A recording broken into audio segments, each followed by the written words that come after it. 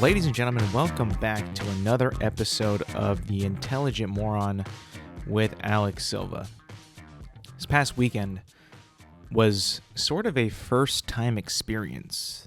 I went to Trader Joe's for the very first time in my life. I've never been there. The only time I've ever had their stuff is when my sister brings it home. She brought home those Trader Joe's Takis that are like better than Takis, I would say, in my opinion. They taste better. They don't feel as artificial as actual branded Takis.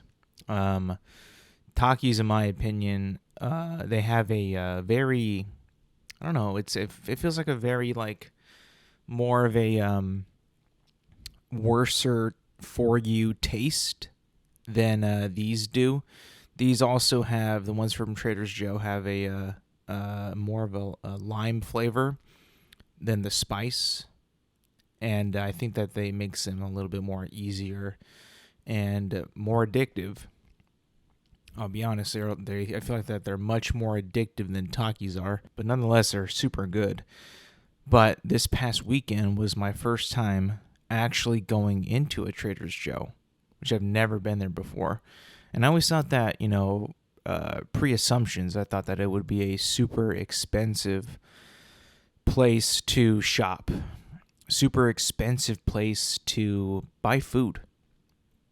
Because to me, Trader Joe's, it being like such a rare place where I live, like it's not like like in every single, neighborhood shopping center, right? It's not like a Walmart or a Target. It's not that popular. I always thought of it as being like the Garden of Eden when it comes to food. Like, the food is always fresh. All the stuff there is high quality, and it tastes good. Now, my pre-assumptions or my thought of this was that, well, these Trader Joe's Takis are really good. Maybe everything else is going to be good as well. And I went there, and it was, in fact, like the Garden of Eden. Meaning a lot of fancy-looking fellas and ladies are shopping there. And I feel like I don't belong. I ain't gonna lie, I feel like I don't belong in a Trader Joe's whatsoever. But I find my Takis, and we also get these unsalted tortilla chips that we're gonna get with this buffalo chicken dip, which is also very good. I've actually had the buffalo chicken dip before, actually. That I know is good. But these tortilla chips that they got, they're non-salted. Actually really good. Really, really good flavor. Really solid chip, I think. And just really complemented the dip. Like the buffalo chicken dip. And I didn't think that I needed any other seasoning or saltiness on the chip for it to be good. It was actually just good on its own. But the rest of the stuff that they have there at Trader Joe's, it all looked like it was super expensive stuff or would be super expensive stuff, but it wasn't. It was actually pretty cheap. Like, the bag of Takis I bought was like $4. I think I've also bought some bread that was like maybe $5 or something like that. It wasn't that expensive. I was thinking like it was going to be really expensive food because I just feel like a lot of fancy people go there to Trader Joe's and just buy stuff that I normally would buy like at a Target, a Costco, Walmart, Save Mart, But no, like, it's just an ordinary store with like its own brands of everything there. Like, there's like pretty much like about 90% of the stuff that they have there is Trader Joe's branded. Like it's their own Takis, like I said, their own buffalo chicken dip, their own chips, their own bread. They got like sweets, and they have these little cookies that we got too that they were really good as well. They have the cookies. They have a bunch of stuff that's just Trader Joe brand. And I was just like, wow, they don't even got like Coke. They don't got like, Pepsi. They don't got the original real Takis, the brand. They don't got like Doritos. They don't got like Frito-Lay chips or Tostitos. They got none of that stuff.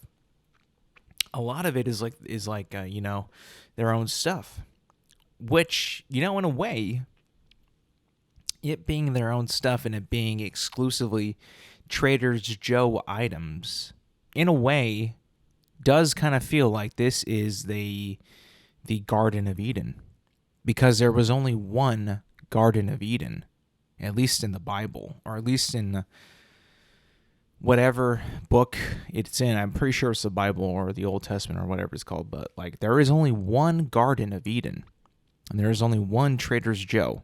Now there's many of them, but there is only one Trader Joe, and they only have their own stuff. You cannot get Trader Joe Takis at a Walmart. You can't get Trader Joe tortilla chips at a Target. You just can't do it. So in a way, it is some form of, it is the Garden of Eden. Now, I thought it was going to be expensive. I thought it was going to be like super organic and healthier options, which it is. It's super, super healthy for you. A lot of the stuff there that you buy says organic on it. It says non-GMO, no artificial flavors or sweeteners or stuff like that, which is good. That's a good thing. We don't want any of the bad shit in our food. But I always kind of thought that it would be more on the expensive side.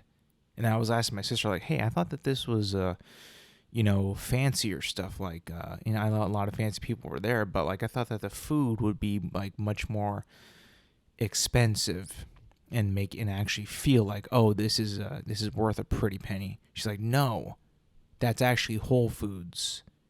And I know for a fact I've never been there, and I would only assume that those places, Whole Foods, only exist in areas where the most beautiful people reside.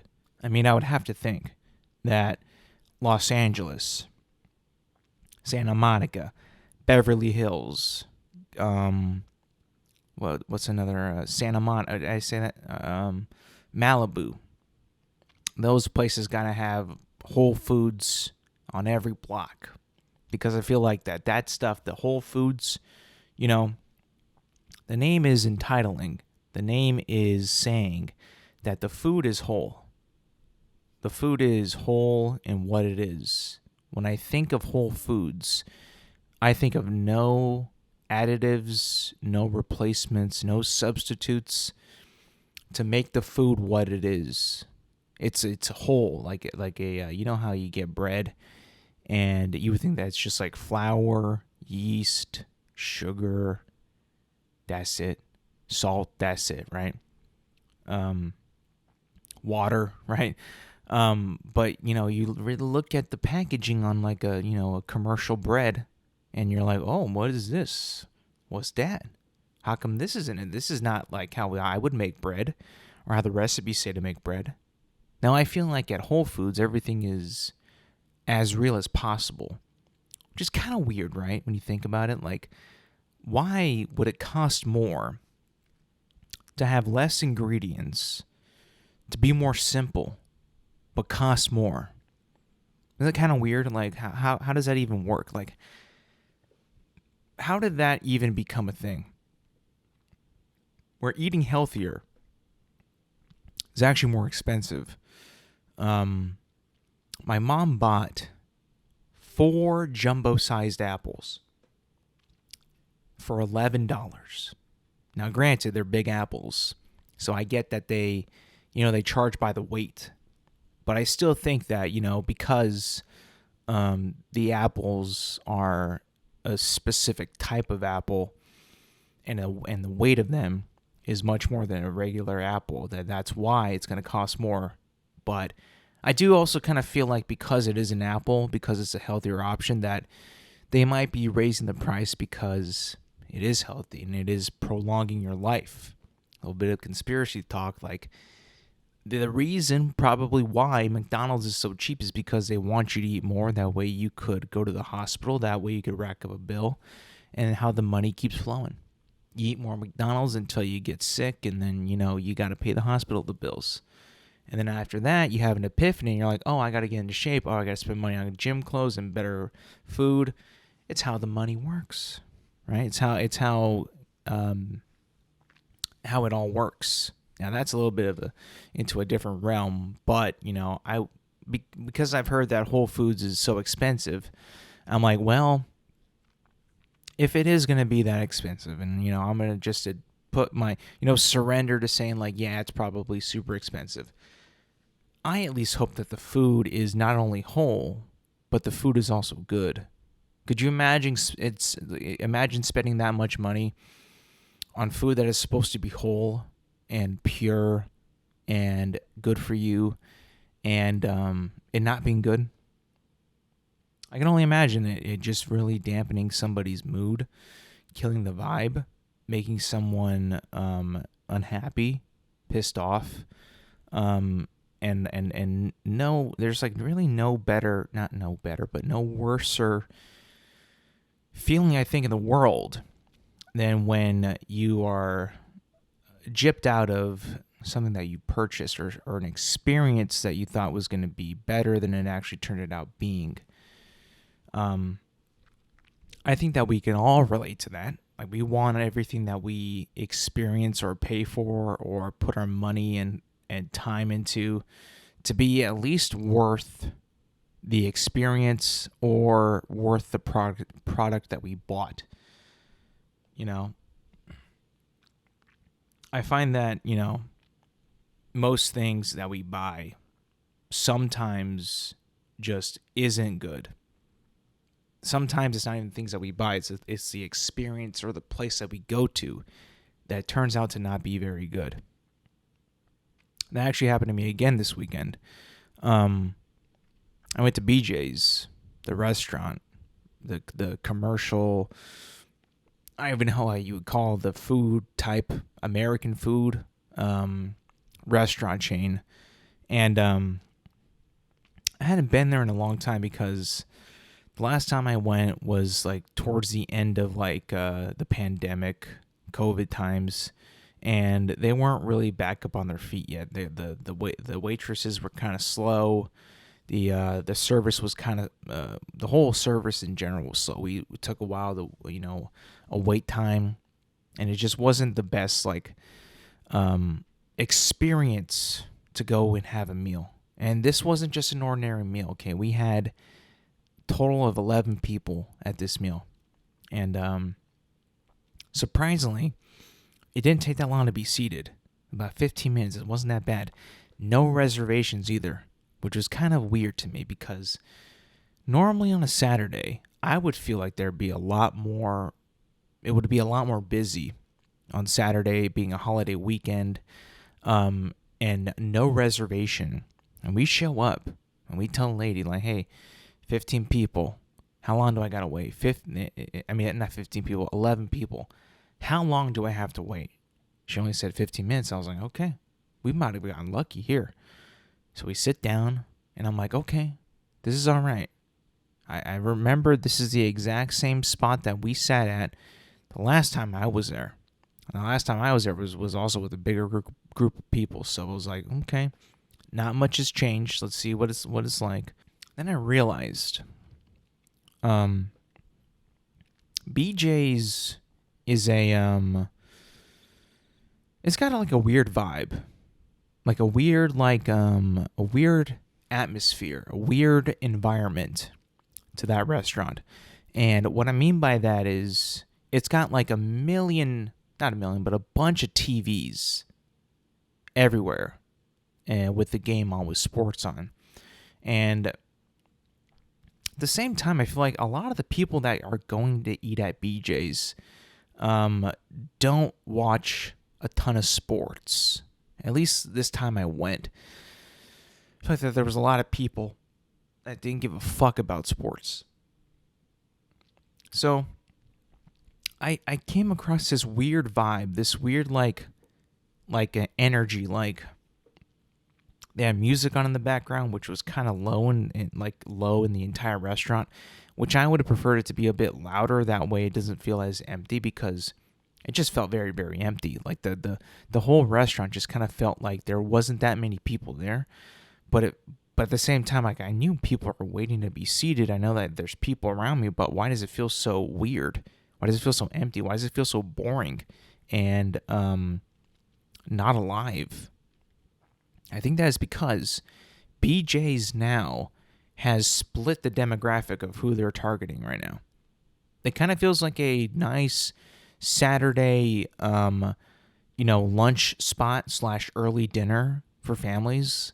But also it wanting to be like a sports bar / restaurant because they have got a full dedicated bar with TVs and they got TVs around the restaurant area.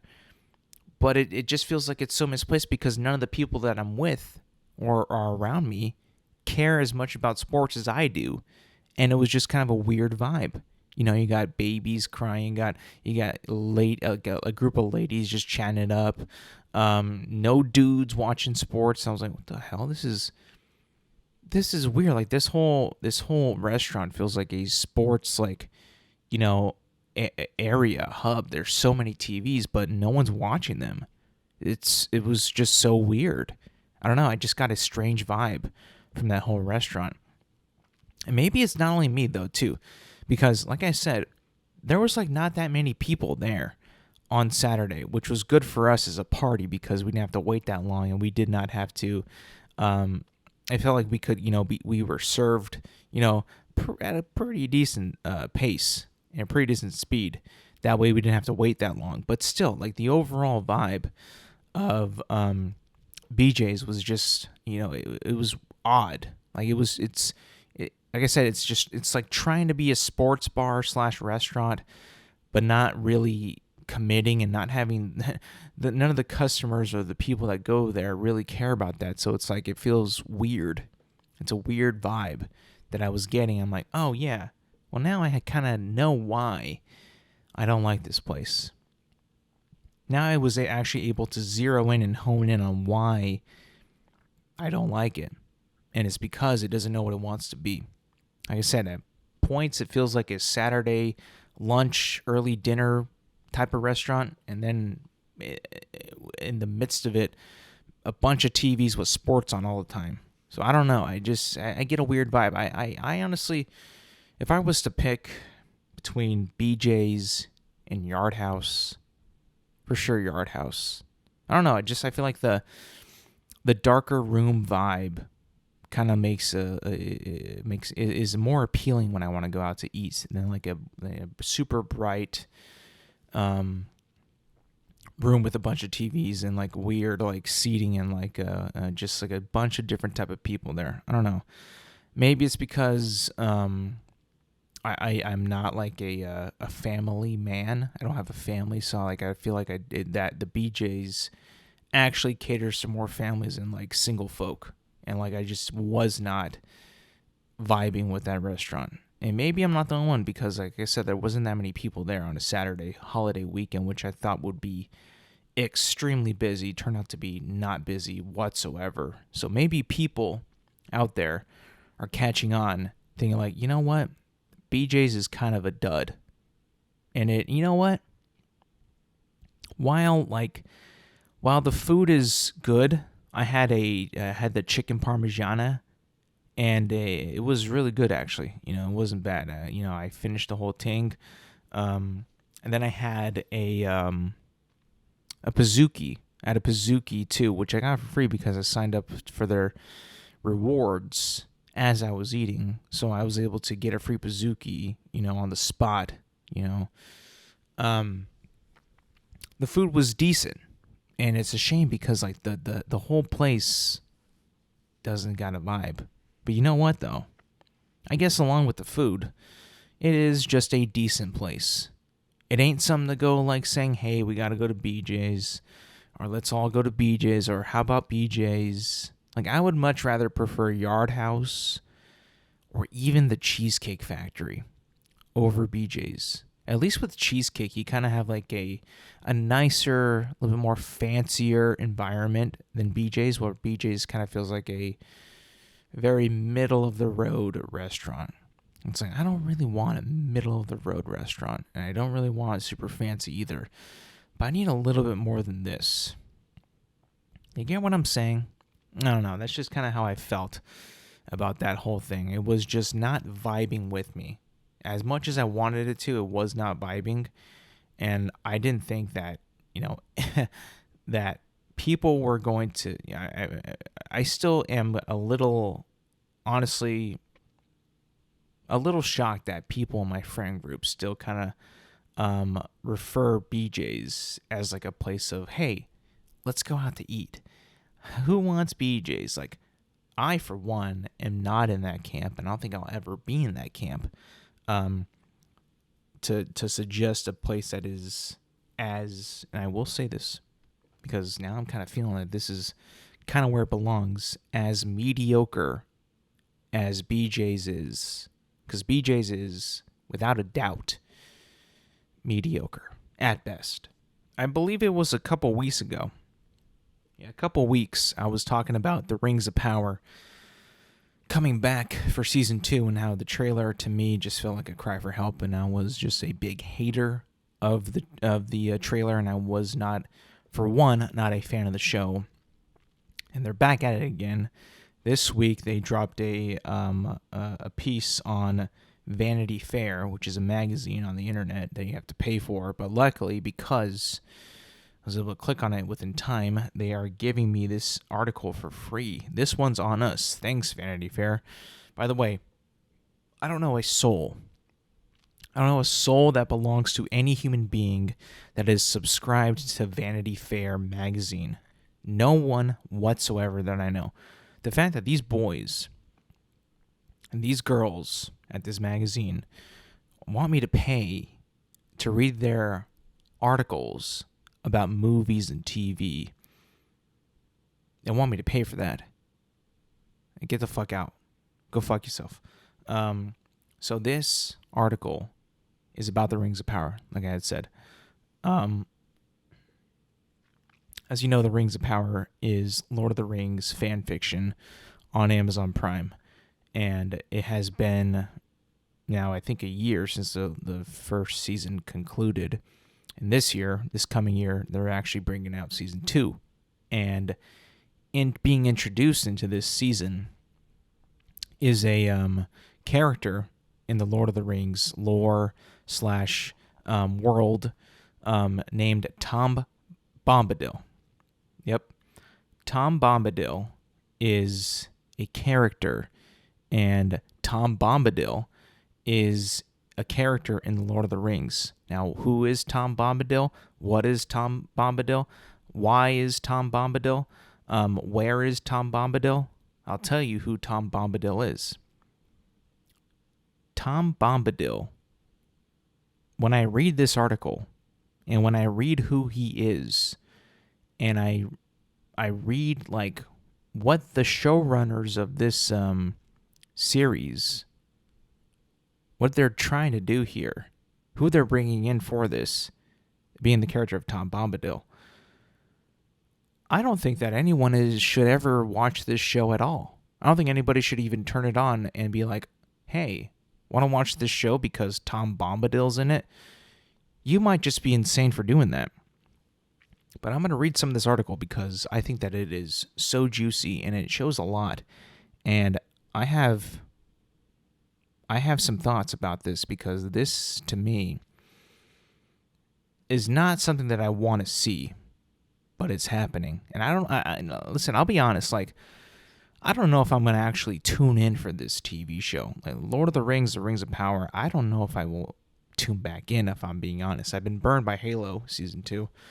I gave that one a shot. I don't know if I should give this one a shot, I'll be honest, but let's talk about this. The headline of the article is Tom Bombadil finally steps forth in the Rings of Power an exclusive first look. Now, this is, of course, by, like I said, Vanity Fair. Tom Bombadil has finally been invited on one long and winding road through Middle-earth. The mystical character is one of the more offbeat figures in J.R.R. Tolkien's The Lord of the Rings saga, a woodland-dwelling man with an ethereal presence and a penchant for nonsense songs and brightly colored clothes, who helps rescue the hobbits from peril early in the first book, The Fellowship of the Ring. Okay, so they're telling me that he is in The Lord of the Rings, The Fellowship of the Ring. This is not The Fellowship of the Ring. This is not on the person who's writing this article. It is on the showrunners. What the hell are you doing? Bringing Tom Bombadil into this shit? I digress, and I'll continue. As much as he stands apart, his name would likely draw a blank from anyone who hasn't read the novels, since the two primary film retellings, Ralph Bakshi's animated 1978 opus and Peter Jackson's Oscar-winning live-action trilogy, both cut him from the narrative completely. Now, old Tom, as the books refer to him, is finally getting his moment in the sun. So the cartoon movie cut him. Peter Jackson cut him. Do we think that this is a good idea? Amazon, do we think that this is something that should be in a TV show about the Lord of the Rings, the Rings of Power? Off the bat, reading this article, I'm like, why are we wasting our time here? Like, what are they thinking? What could possibly be going through these guys' heads to say, hey, you know what would be cool? If we brought in Tom Bombadil, why don't we bring... They don't talk like that, but I'm just trying to like say like how, terrible ideas are formed in like movies and shit. Well, if we brought in Tom Bombadil, huh? We got nothing. Let's do that. And that's what it sounds like to me. And these guys just don't know what to do. And they're just bringing in a character that, oh, his name is funny. Why don't we bring him in? All right. Continuing on with this article. The Rings of Power, the Amazon Prime Video series based on Tolkien's ancient history of his fantasy realm, will break the tradition of exclusion and finally feature Tom Bombadil along with his jolly songs and his flamboyant wardrobe when its second season begins August 29th. Ooh, that's soon. Bombadil was described in Tolkien's books as older than the old, a benevolent entity who began life around the time all life began, so his existence in this early era, thousands of years before the events of The Lord of the Rings, fits within the canon established by the author. In a 1937 letter to his publican mulling a possible sequel to The Hobbit, Tolkien described Bombadil as the spirit of the, in parentheses, vanishing Oxford and Berkshire countryside. Interesting. The author bristled at the notion that he wrote in allegory, but it's clear he saw Bombadil as nature personified, right up to the character's oblivience about interfering in the larger world around him. That left showrunners J.D. Payne and Patrick McKay to figure out exactly how he might turn up in their shows and why. Listen, that whole that last part, you're tasking these writers to figure out how to put him in the TV show that they don't even have a full grasp on. We that first season, we are literally following a mom and her boy with an elf, and we are neglecting characters like Isildur and Elendil and Elrond. You think that these writers know how to figure out how to put some silly ass character like Tom Bombadil in a show? I don't think so. I'm just reading from what this guy has said on his article in Vanity Fair. Now, he's wording it pretty well, but I don't buy that these writers, the showrunners specifically, know exactly what the hell they're doing, if I'm being completely honest. The article continues. Bear with me. There's a reason why he hasn't been in prior adaptations, because in some ways he's sort of an anti-dramatic character. Payne tells Vanity Fair for this exclusive first look. He's not a character who has a particularly strong agenda. He observes drama but largely doesn't participate in it. In The Fellowship of the Ring, the characters kind of just go there and hang out for a while, and Tom drops some knowledge on them, adds McKay. Knowledge that's not particularly relevant to anything that they're doing or about to do. Can we stop?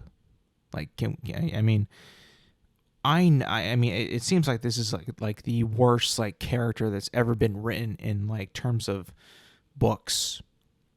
Like the worst like thing that's ever been put to paper. This character already seems like a gigantic waste of time. Like the biggest waste of time that you could ever possibly imagine. I don't know why that these writers, these unqualified writers, are thinking that they could tackle this character and possibly make him good or make it good. Let's see. It continue. Oh, hold on. Let's see. So I'm gonna read a little bit more, and then I'm gonna skip ahead a little bit. But the entire article is on Vanity Fair.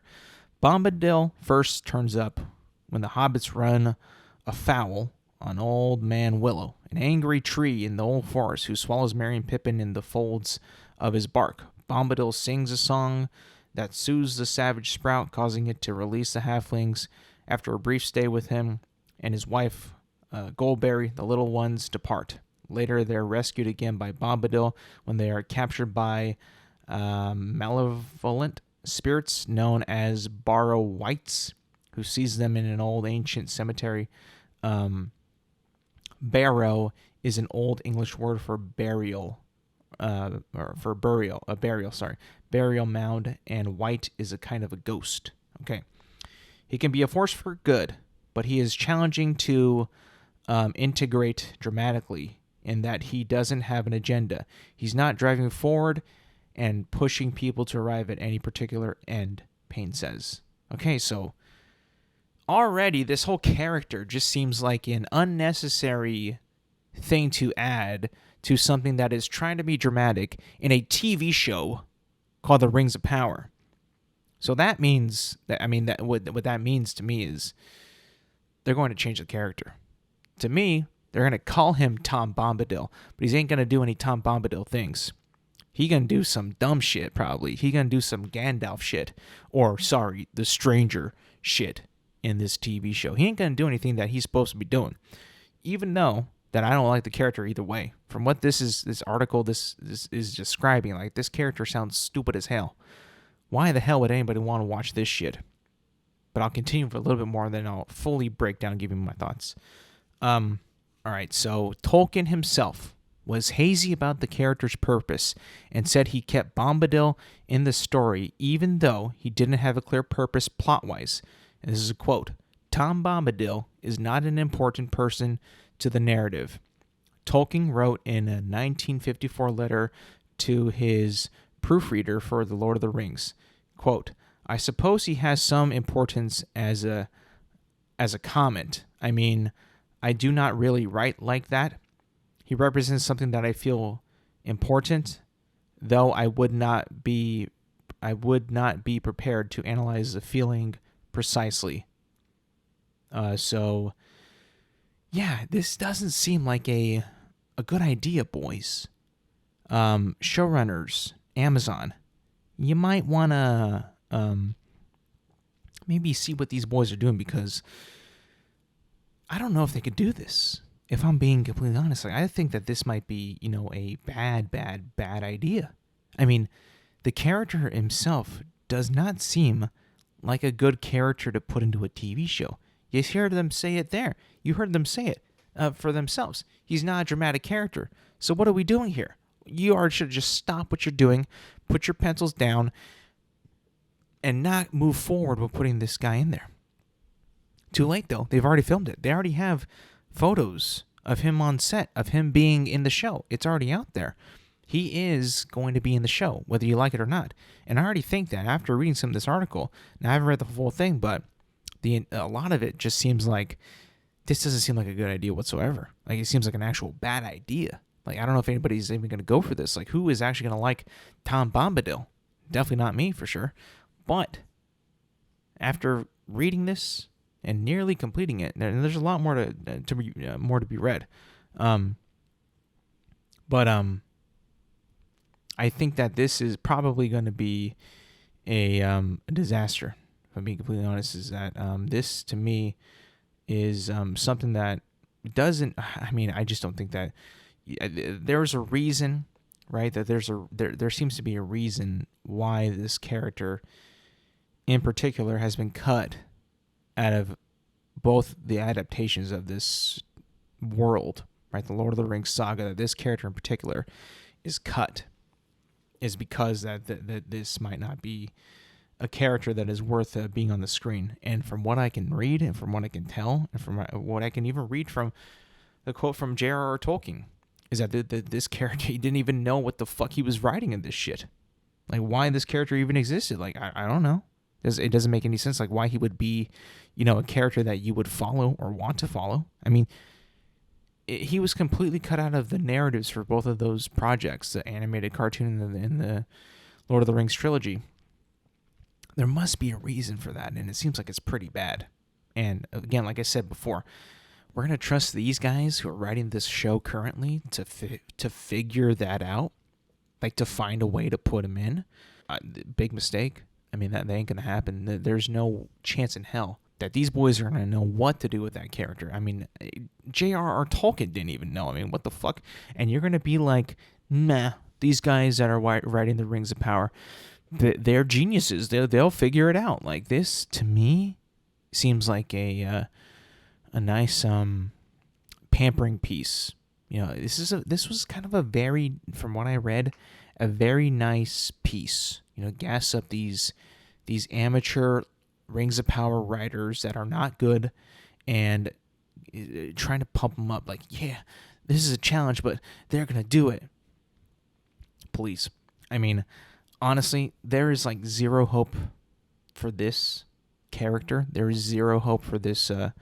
In my opinion, zero hope for this franchise, this show to be successful.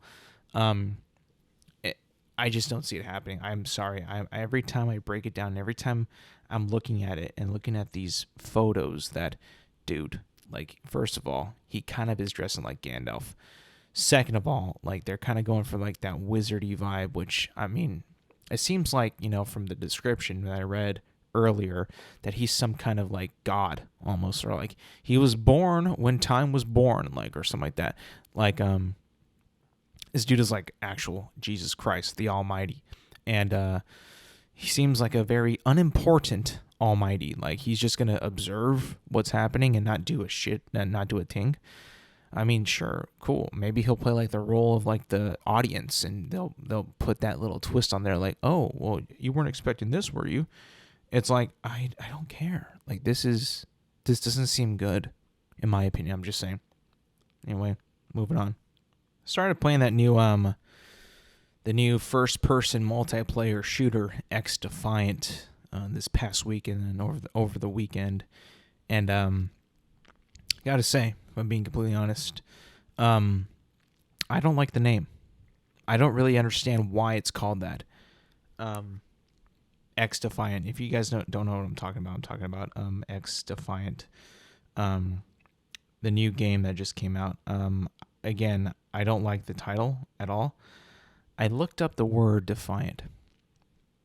No, because I wasn't really sure of what that was, what that meant. And I knew it was a word. I knew that I've heard it in use before when I was younger, but I couldn't remember for the life of me of what it actually meant. So I decided to use the internet and look it up. And surely what I find is something that doesn't really describe the game all that well. So I looked it up, and Google is telling me that defiant is an adjective and is showing defiance. She was in a defiant mood. And if I click on Merriam-Webster, let's see. Full of or showing a disposition to challenge, resist, or fight. Full of or showing defiance, bold. So the first part of that definition is full of or showing a disposition to challenge, resist, or fight. Okay, so I guess you fight in the game, right? It's a first-person shooter where your team is against another person's team. Resist. What are you exactly resisting? Challenge. I guess it does. Challenge. It does seem like it's a military-esque sort of. It's got military guns, multiplayer shooter. So I guess people might incline to the title being like to challenge the other ones that are like that. The other one that I can think of is Call of Duty. I mean, it's got Call of Duty is like the number one military shooter with like military guns and stuff. The operators not so much anymore, but the guns are based in reality. So are these ones in XDefiant. I guess that's what it means. If the name is like directly trying to attack or challenge Call of Duty, I guess it makes sense. But if it isn't, I think that it's a terrible, terrible name. Like I'll call it out. I'll be honest. I'll come after them. I think that name is dog shit. I really do. And the fact that they just make XDefiant one word is pretty cringe, because it's like trying to be something cool, something memorable, which I understand, right? You want to be remembered. You want to be memorable. You want to leave an impact. I do think that the name, though, is a little stupid. No, not just a little. It's a lot stupid, and I'm not a fan. However, just because I don't like the game, don't mean I don't like the game. The game is pretty fun. I will say that the game is fun. It is a fun, sort of laid back, less sweaty, less cringe Call of Duty. The movement in particular is, in my opinion, pretty damn good. And it's not as fast as Call of Duty, meaning like the sprinting is not as fast, the movement isn't as slick, it isn't as easy to get away from people. Sliding is in the game. However, it is not abused as much as it is in Call of Duty. It is much more tamed. You can't slide cancel as easy, and it's at a much slower pace. So I will say that it was a breath of fresh air to start to play this new game, this new FPS, and to not have it feel totally like COD, where people are just sliding all over you, YYing all over you, jumping around. Now, I was going to say that they don't jump around that much, but I've been playing for a few days now, and they have begun to jump around like Call of Duty.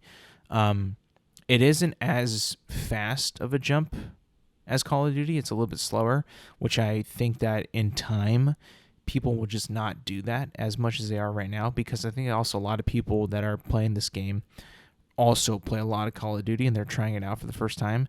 So maybe hopefully people can use their brains and adapt to other games and play them differently. If not, the people who don't like to play that way will, or who like to play that way, will go back to COD and get off of XDefiant. That way it's more of a loyal community, and a community that likes XDefiant for what it is and don't want to make it Call of Duty, because the people that are trying to make it Call of Duty are fucking cringe.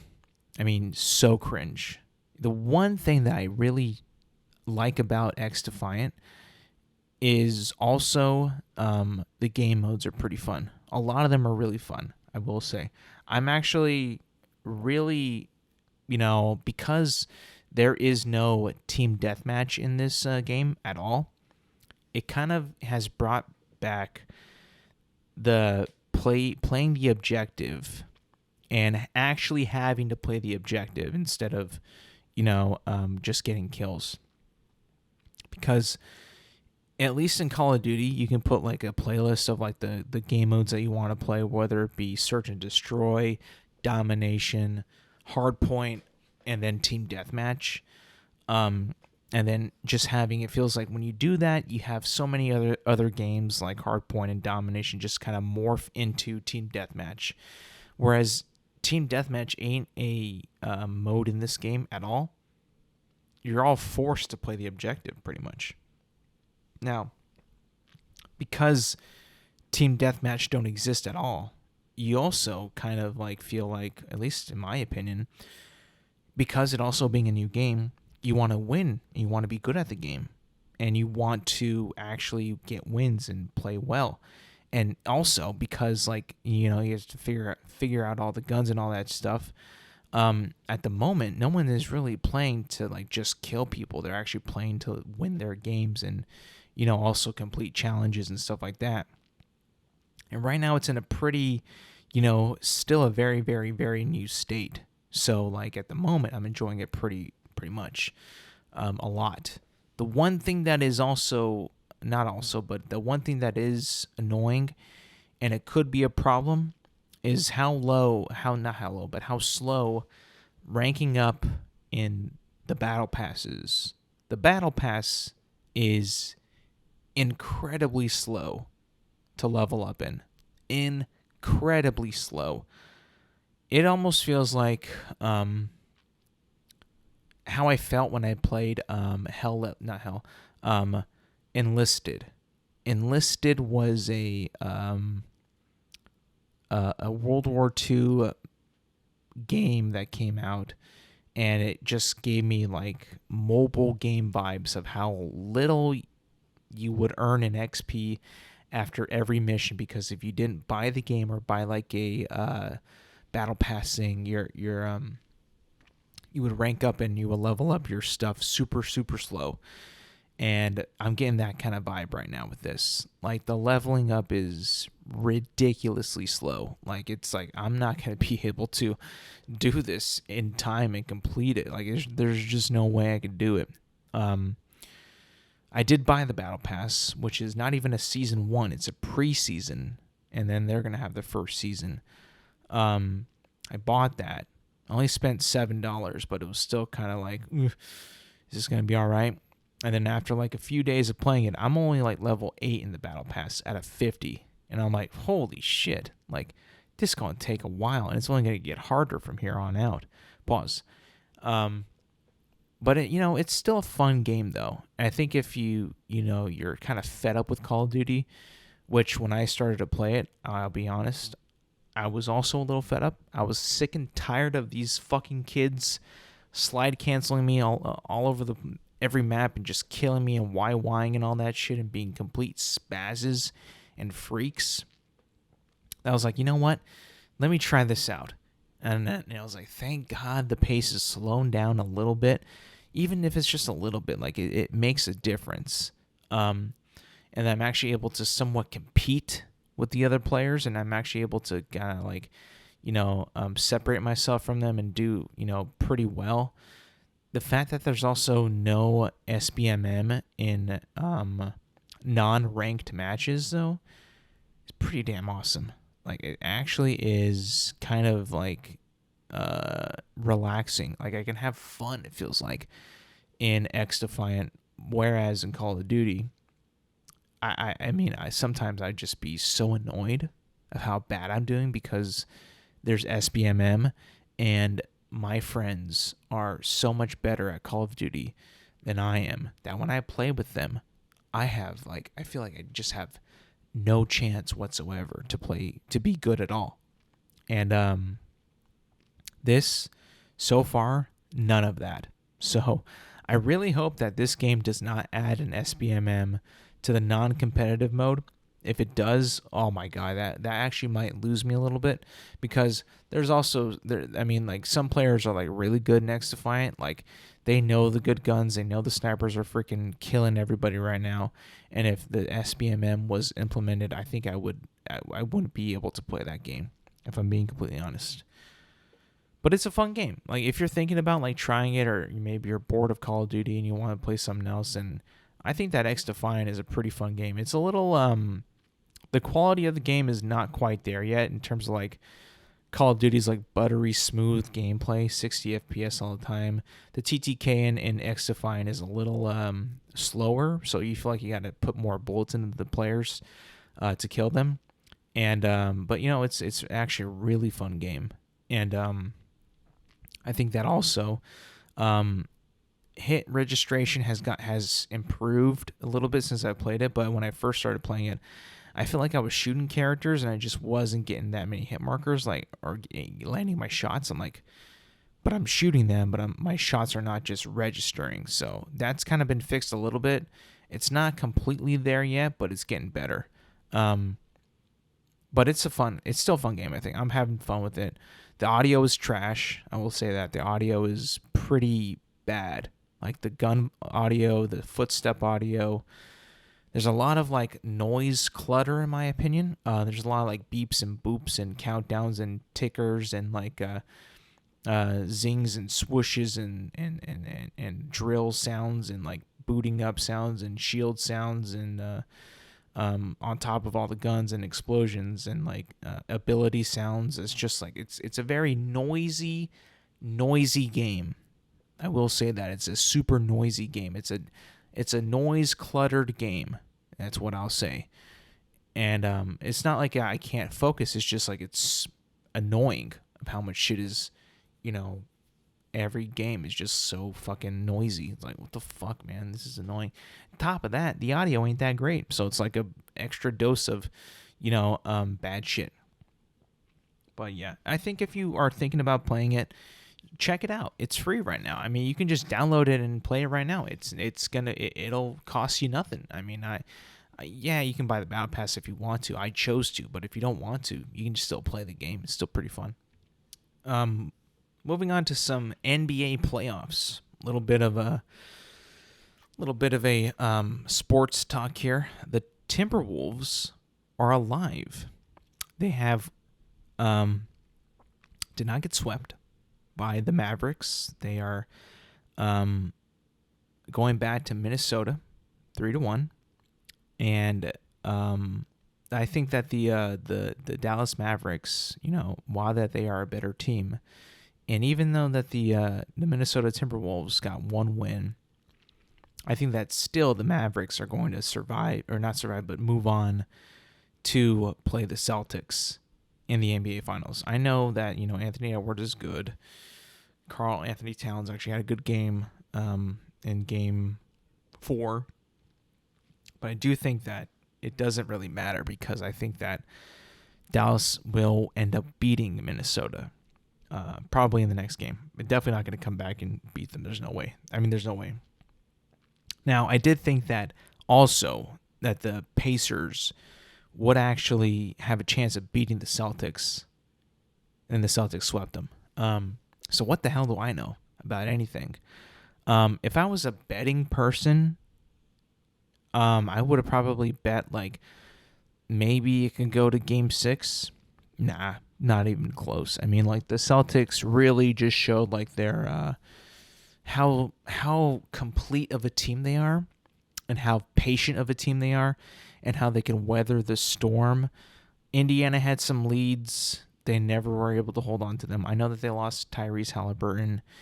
But still, like, Indiana just didn't have it in them to beat the Celtics in any game. Like, they got swept. Like, they had a pretty competitive 4 games where, Celtics would be in a hole, they'd be in trouble, and then they would bail themselves out. And you know what? You can say that that's not a good thing to happen, but hey, what are you going to do if you got to get bailed out? What if you got to do if you got to claw your way back? What if you got, you have to, there's scenarios where you're down and you can't lose. I mean, this is, maybe not the best situations in the games, but overall, it doesn't really matter as long as you win the games. And you got to be the one to win the last game, which is, going to be in the NBA Finals. So I was totally wrong about, the Pacers having a chance because that first game, they were super competitive, and I thought that, you know what? There ain't no way that they just going to roll over. Well, they didn't roll over, but they still didn't win a game either. So that was actually kind of something that I was not expecting. But you know what? I really do think that this might be the year that the Celtics finally win a championship. It's been since 2008 since they've last won one. Dallas looks like they could be moving on to the finals. I know it's 3-1 and they're playing today, but I would give I would give that edge to Dallas. So it looks like it's going to be Boston and Dallas going to the finals. I'm pretty damn confident that that's going to happen. Like I said, I was confident about Indiana winning some games against the Celtics, but yeah, that didn't happen at all. But I think that the Celtics just kind of proved themselves this past week that how good they are as a team, how good they are as a full, complete team. How they can just whoop anybody's ass. They'll get down a couple times, but they'll always come back. The last thing I want to talk about a little bit is from this article that I saw. It was about It was about AI, and it was from the BBC. It came out a couple days ago. The headline reads, AI products like ChatGPT, much hype, but not much used, studies say. Very few people are regularly using much hyped, in quotes, artificial intelligence AI products like ChatGPT, a survey suggests. Well, now I'll read some more of it, but just from that, headline and that first graph, I kind of told you guys that's just like how I was reading the entire situation. Like, I knew that ChatGPT was being shoved down our throats, and AI was being shoved down our throats from these companies since it was conceived, since they first started talking about it. They were shoving it down our throats. And now I'm like, but who do you know that actually uses AI to the extent of how they want you to use it? And I couldn't think of anybody. I couldn't think of a single person that I knew or a person that they knew that used it as how these companies want you to use it. It's crazy. Let's see. Let's read some of this article. Why not? Researchers surveyed 12,000 people in 6 countries, including the UK, with only 2% of British respondents saying that they use such tools on a daily basis. But the study from the Reuters Institute and Oxford University say young people are bucking the trend, with 18 to 24-year-olds the most eager adopters of the tech. Dr. Richard Fletcher, the report's-led author, told the BBC there was a mismatch between the hype around AI and the public interest of it. The study examined views on generative AI tools, the new generation of products that can respond to simple text prompts with human-sounding answers, as well as images, audio, and video. Generative AI burst into the public consciousness when ChatGPT was launched in November 2022. The attention OpenAI's chatbot attached set of attached set off an almighty arms race among tech firms who ever since have been pouring billions of dollars into developing their own generative AI features. And then it says, what is AI? However, the research, however, this research indicates that for all the money and attention lavished on generative AI, it is yet to become part of people's routine internet use. Large parts of the public are not particularly interested in generative AI, and 30% of people in the UK say they have not heard of any of the most prominent products, including ChatGPT, Dr. Fletcher said. So, I mean, I told you, it isn't something that people care about for it to become this phenomenon that they continue to market and that they continue to preach and that they continue to advertise of what it's going to be or what it's trying to be like. I knew it. First of all, like I said a couple of podcasts before, it isn't AI. It isn't AI that we think that is AI from watching films and TV. It's not some revolutionary thing that, we've never had this before. No, it's just super fast Google. Like, all you do is talk to it and it gives you an answer. I mean, hell, Siri could do that 10 years ago. And now you have something that is in every search bar that ever existed.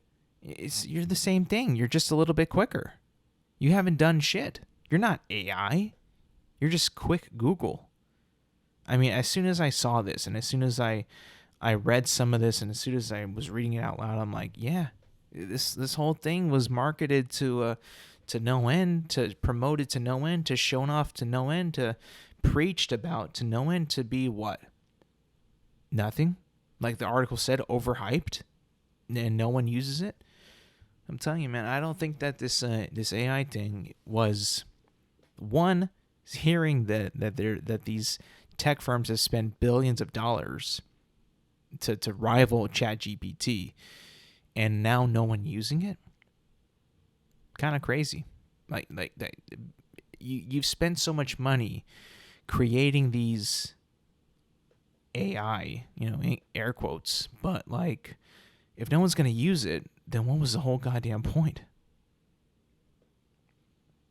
If no one is going to use the thing that you built, and your whole basis is for people to use this, but no one uses it, how long can you even exist? This happens with businesses all the time. Business, opens up.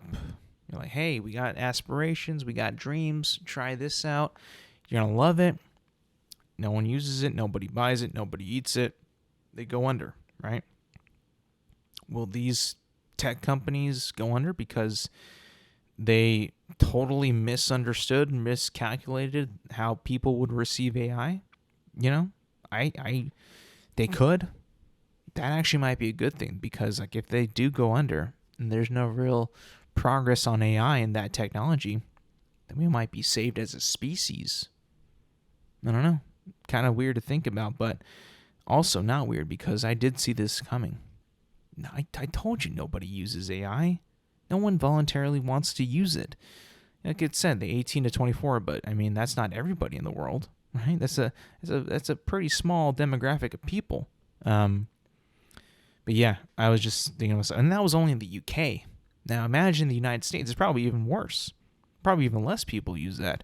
I just don't see many people using that. I don't know. I'll be honest. All right, and that's going to be it for me today, people, and thank you for listening. Thank you for watching. Remember, you can find this podcast on Apple Podcasts, Spotify, and YouTube at Intelligent Moron with Alex Silva. New episodes drop every Thursday morning. Make sure to like, subscribe, rate, review, and do all that good stuff. And yeah, thank you for listening. Thank you for watching, and I will see you guys next week.